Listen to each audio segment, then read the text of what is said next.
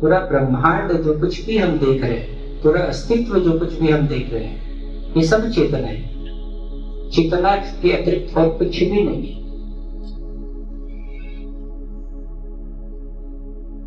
जब चेतना को समझना चाहते हैं, एक बारीक फर्क है, उसको जरूर समझे। चेतना और चित्त। चित्त है कॉन्शियसनेस है चेतना।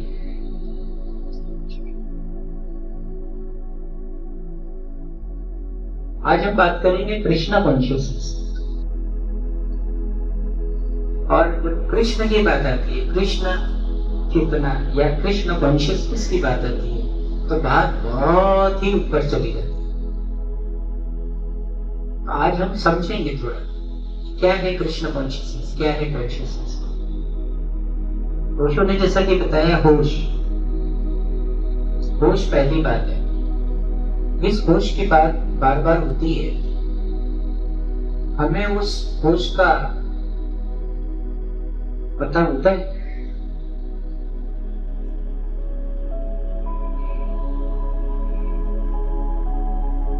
होश क्या है? बार बार उसको कह रहे हैं होश। और होश भी कैसी होश? प्रज्ञा वाली होश। हम साधारण जब जगह होते हैं और अब कोई भी काम करते हैं तो हम कहते हैं कि होश से करते हैं। पर ये कौन सा होश की बात कर रही है? हम कौन से होश में हैं? और कृष्ण का होश कैसा होश है? इसको आज थोड़ा हम समझेंगे। तो होश की जब बात होती है, तो जो वेदों ने कहा है, वेदों ने जो 4 महावाक्य दिए, हर वेद ने एक महावाक्य दिए। और ये महावाक्य जो है, ये सिर्फ पूर्ण होश की व्याख्या है, उसका उद्घोष है। पहला होश हम सब जानते हैं, पहला महावाक्य हम सब जानते हैं, अहम ब्रह्मास्मि, मैं ब्रह्म हूं। जब कोई व्यक्ति पूर्ण होश को उपलब्ध होता है, तो जो सबसे पहली बात हमने पाई है अभी तक लोगों से, वो यही है कि वो पहला जो उसका जो उद्घोष होता है, वो यही वो पाता है, वो यही देखता है कि अहम ब्रह्मास्मि, मैं ही ब्रह्म हूं। और इसी तरीके से इसी की व्याख्या अलग अलग रूप में अलग अलग वेदों में है। तो ये जैसे आयुर्वेद में है, सामवेद में है, तत्त्वमसि, तो ही है। तो जो भक्ति भाव से जो जाते हैं, तो उनको यही लगता है कि जो परमात्मा है, जो अस्तित्व, वही है। उसी तरीके से ऋग्वेद में जो है प्रज्ञा ज्ञानम ब्रह्म, इसमें जो महावाक्य है ऋग्वेद में, तो ये है कि जो अल्टीमेट ट्रुथ है, वो अल्टीमेट ट्रुथ क्या है? वो ब्रह्म है। तो ultimate truth itself is a ब्रह्म, ये वो कहना चाह रहे हैं, प्रज्ञा ज्ञान। उसी तरीके से अथर्ववेद ने भी कहा है मांडुक्य उपनिषद के द्वारा, अयम आत्मा ब्रह्म, ये जो आत्मा है यही ब्रह्म, इसके अलावा और कुछ नहीं। ब्रह्म कहीं बाहर नहीं, वो ये पाता है। जब कोई आदमी मेडिटेशन करता है, ध्यान करता है, तो समाधिष्ठ होता है। तो जब आप समाधिष्ठ होते हैं, तो आप क्या पाएंगे? आप स्वयं को पाएंगे। और जब स्वयं को पाएंगे, तो आप यही पाएंगे, अयम आत्मा ब्रह्म। तो कल्पना करिए, ये है हाइट, ऊंचाई, इसी को साधना है हमें, इसी को अनुभव करना है। यही हमारे जीवन का लक्ष्य होना चाहिए। आज कृष्ण जन्माष्टमी परसों था, लेकिन हम सब समाज से बंधे हुए हैं। तो हमारी जो समाज व्यवस्था है, वो तो पश्चिम से आई हुई है, जो जी रहे हैं। संडे के बिना तो छुट्टी रहती नहीं है, इसलिए हम आज ही बना लेते हैं।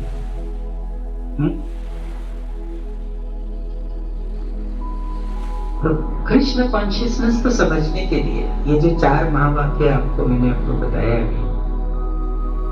उसको अनुभव करने के लिए, कृष्ण को अनुभव करने, अलग अलग मार्गों ने अलग अलग रूप में कृष्ण को अनुभव किए, परमात्मा को अनुभव किए। जैसे सिख जो है वो परमात्मा को मालिक कहते हैं, सबका मालिक है। सूफी मौला मौला करते हैं। वेदांती जो है परमात्मा कहते हैं। लेकिन इन सब में जो सबसे मर्म रखता है वो है सखी संप्रदाय। ये सखी संप्रदाय हमारे बंगाल में,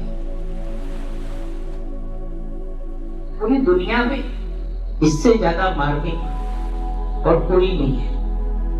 हम बातें करते हैं, हम सूफियों को सुनते हैं कि कैसे तन्मयता से जीता है सूफी फकीर, लेकिन हमने सखी संप्रदाय के लोगों को नहीं देखा। अगर आप देखेंगे तो आपको पता चलेगा सखी संप्रदाय क्या है।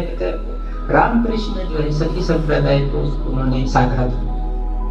रामकृष्ण इस पृथ्वी पर पहले व्यक्ति है जिन्होंने सफोदी को अलग अलग रूपों से देखा है, अलग अलग मार्गों से पाया है।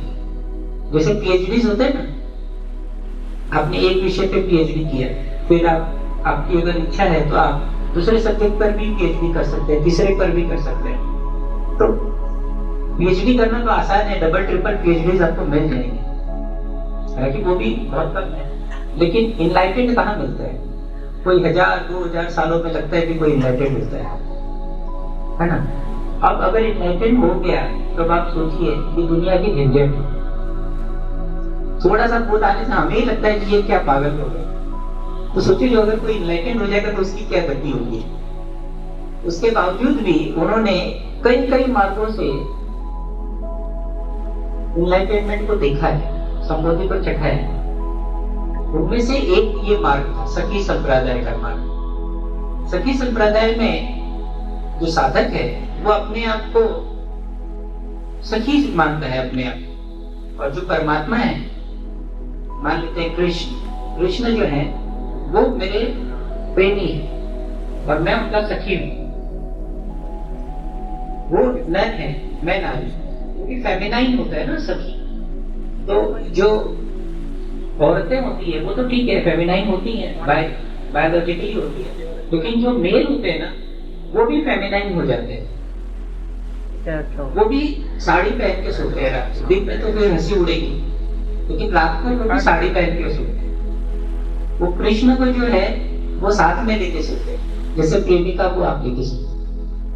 तो ऐसी भाव दशा होती है, और ये भाव दशा इतनी प्रगाढ़ होती है, इतनी प्रगाढ़ होती है कि वो जो पुरुष होते हैं ना वो बिल्कुल स्त्रियों जैसे हो जाते हैं।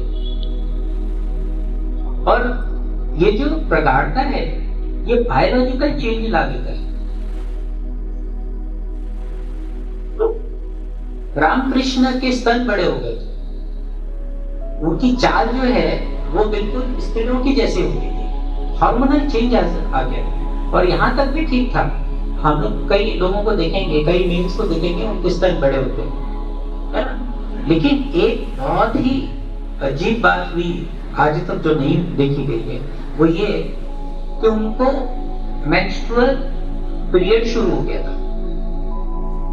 तो उस समय जो भी डॉक्टर्स थे उन लोगों ने सोचा कि ये ब्लीडिंग क्या हो रहा है, क्या रीजन से हो रहा है। बहुत पता करने की कोशिश की कि कोई अंदर में कुछ प्रॉब्लम हो गया है, पर कुछ मिला नहीं उनको। तो ये जो धारणा है, तो धारणा हुई ना कि मैं धारणा कर रहा हूं कि मैं सखी हूं और मेरा परमात्मा मेरा प्रेमी है। तो इस धारणा से कितना कुछ बदला जा सकता है। आपने देखा होगा कृष्ण लीला की जब भी फोटो होती है तो बहुत सारी गोपियां होती है, और अजीब बात यह है कि हर गोपी के साथ कृष्ण होता है। देखा है ना ये फोटो आपने? एक कृष्ण नहीं होता है, जितनी गोपियां होती हैं उतने कृष्ण होते हैं। This is the height of Krishna consciousness.